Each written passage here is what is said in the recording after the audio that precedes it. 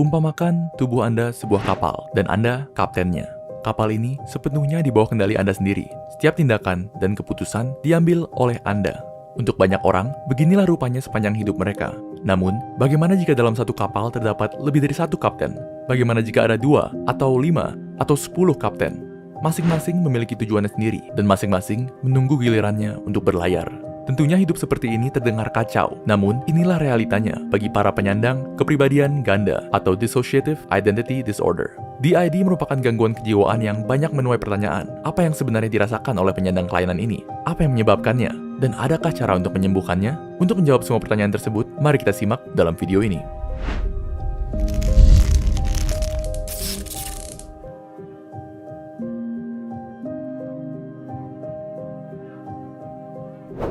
Dissociative Identity Disorder atau DID merupakan kondisi di mana di dalam satu individu terdapat 2 atau lebih kepribadian.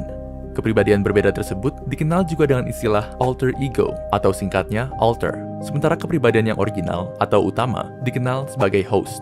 Ciri utama dari DID adalah dissociation atau rasa terlepas dari pikiran sendiri. Seorang penyandang DID akan mengalami ini ketika dirinya diambil alih oleh alternya. Fenomena ini dikenal dengan istilah switch. Ketika berada di bawah kendali salah satu dari alternya, seorang penyandang DID biasanya tidak sadar, sehingga ketika dia bangun kembali, dirinya tidak akan ingat apapun yang terjadi saat di bawah kendali si alter. Meskipun demikian, terkadang ada situasi di mana penyandang DID dapat melihat apa yang terjadi saat tubuhnya diambil alih. Namun, ini hanya dapat terjadi jika diizinkan oleh alternya.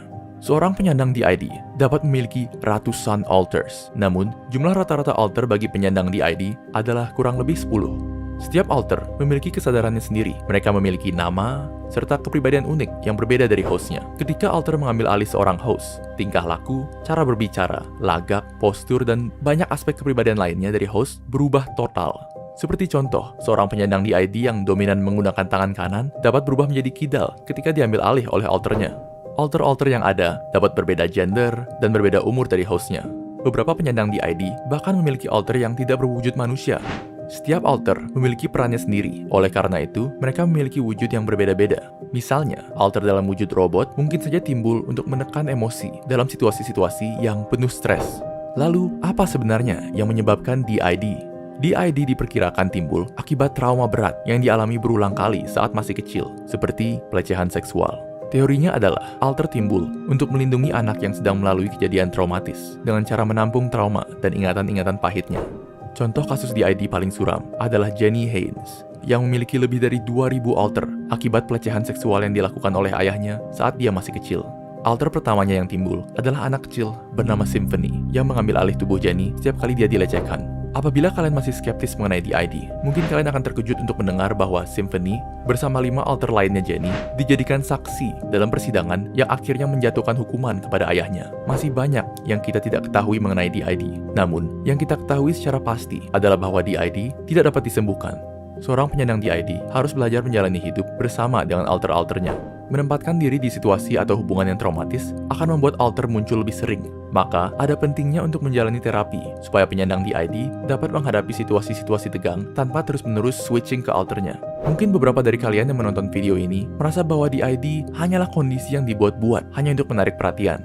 Jika Anda berpikir demikian, coba tanyakan pada diri sendiri, buat apa seseorang susah payah mengecap dirinya sebagai orang yang memiliki kelainan mental yang hanya akan mempersusah hidupnya sendiri? DID itu nyata. Dan banyak pakar psikologi juga berkata demikian. Para penyandang DID adalah korban dari pelecehan dan trauma yang berkepanjangan.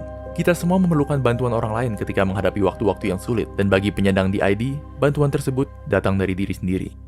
Sekian untuk video kali ini. Bagaimana menurut kalian? Apakah kalian percaya DID itu nyata? Atau apakah kalian masih skeptis? Tulis opini kalian di kolom komentar di bawah. Dan jangan lupa untuk like, share, dan subscribe ke Neuron supaya kalian tidak ketinggalan video-video baru kami. Jika ada topik yang kalian ingin kami bahas, kalian bisa tulis itu juga di kolom komentar. Semua link untuk sumber yang kami gunakan dalam video ini dapat kalian lihat di kolom deskripsi. Terima kasih telah menonton, dan sampai jumpa di video berikutnya.